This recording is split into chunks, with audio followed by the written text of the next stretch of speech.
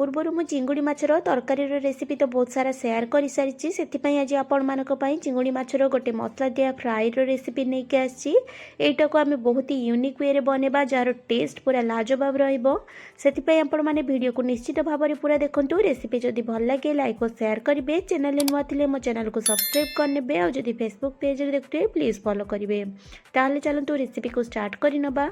नमस्कार किचन सिद्धलक्ष्मी को आपण मानक बहुत बहुत स्वागत।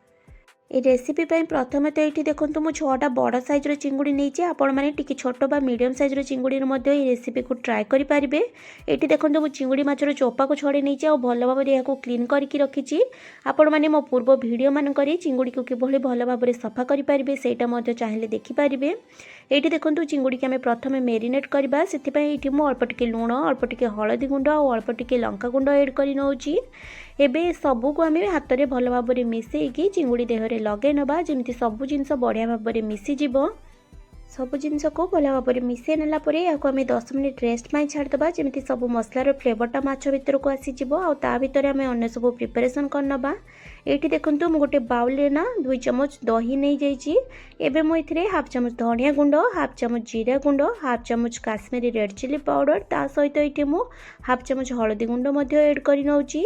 एबे सबको ना भल भाव में मिसई नबा जमी दही आ मसलार गुंड भल भाव में मिसीज।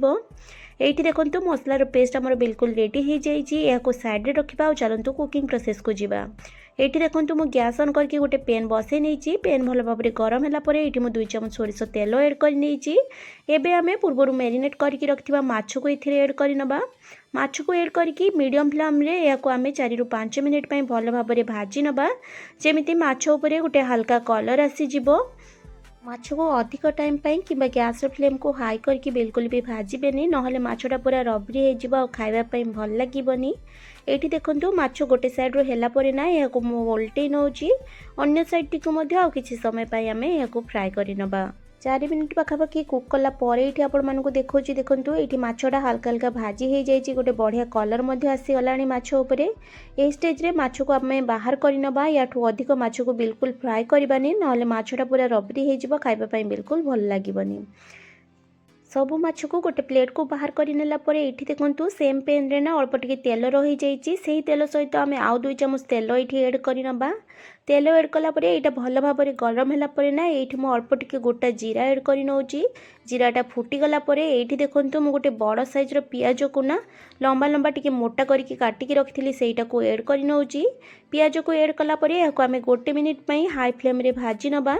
पियाज को ये आमको अधिक लाल करके भाजबार ना जस्ट टिके भाजी गला ना ये मुझे 1 चम्मच अदा रसुण पेस्ट को एड कर नौची। अदा रसुण पेस्ट को एड कलापर यहाँ आम आउ गोटे 2 मिनिट भाजी नबा जमी अदा रसुण कंचा बास्नाटा चलीज। अदा रसुण को पियाज सहित मीडियम फ्लेम रे 2 मिनिट फ्राए करनेला ये स्टेज रे ना आम काटिकी गोटे मीडियम साइज्र कैप्सिकम रखी सेटा को ये एड करनबा। पियाज और कैप्सिकम को आम आउ किछि समय पाई फ्राए करनबा। ये आमको पियाज बा कैप्सिकम को अधिक लाल करके भाजवा दरकार नहीं एथिरे टिके क्रंचीनेस रहिले ही खाइबा पाई भल लागिबो सेतिपाई पियाज कैप्सिकम को मध्य आउ गोटे मिनिट पाई भाजी नबा। कैप्सिकम एड कला परे याको मध्य 1 मिनिट पाई एठी मु भल भाव में फ्राए कर नैछि। ए स्टेज रे आम बने रखिबा दही रो मिक्सचर को एड करनबा। आपण मैंने दही रे जदि गुंड मसलार एमती मिक्सचर बनेकी पेन रे एड करिवे ना ताहले दहीटा बिल्कुल छिड़ीबनी। दही मिक्सचर एड करबा टाइम रे गैस रो फ्लेम को लो रे रखिबा और याको कंटिन्यूअसली मिसई नबा जहाँफल दहीटा बिल्कुल भी छिड़ीबनी।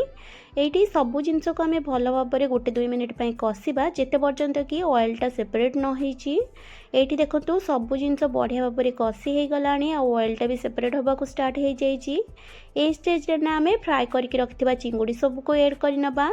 ये चिंगुड़ी को मुझे गोटा गोटा रखी आपण मैंने जदि बड़ साइज एमती चिंगुड़ी नौचंती ना ताकू पीसेस रे कट करके एमती फ्राए करेंगे सेमती खाइबा बहुत ही भल लागिबो। एबे सबू जिनस को आम भल भाव में मिसई नबा जमी सबू जिनस बढ़िया भाव में कषि हो चिंगुड़ी एड कलापर यहाँ आउ गोटे 2 मिनिट कषि नबा। ये देखो चिंगुड़ी को 1-3 मिनिट मसला सहित कषि नवापर ना ये मुझे अल्प टिके पानी एड कर नौची जहाँफल चिंगुड़ीटा टिके सिझिब और खाइबा भल लागिबो। आपण मैंने जदि छोट साइज्र चिंगुड़ी रे रेसिपी बनाउथिबे ताहले ये पानी एड करबा दरकार नहीं भल भाव में फ्राए करके बाहर करनेबे। पानी एड करके या भल भाव में थे मिसई नेला ये आम या कभर करके आउ 2 मिनिट कुक कर नवा लो फ्लेम रे।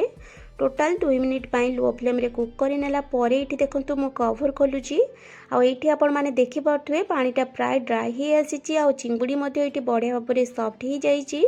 ए स्टेज रे ना आम टिके गरम मसला एड कर नवा ता सहित ये मुझे कटा धनिया पत्र आ कटा कंचा लंका एड कर नौची।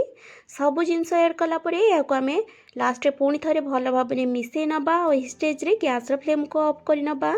ये आमर बहुत ही टेस्टी गर्मा गरम चिंगुड़ी मसला दिया फ्राए बिल्कुल रेडी हो जाइए सर्व करने।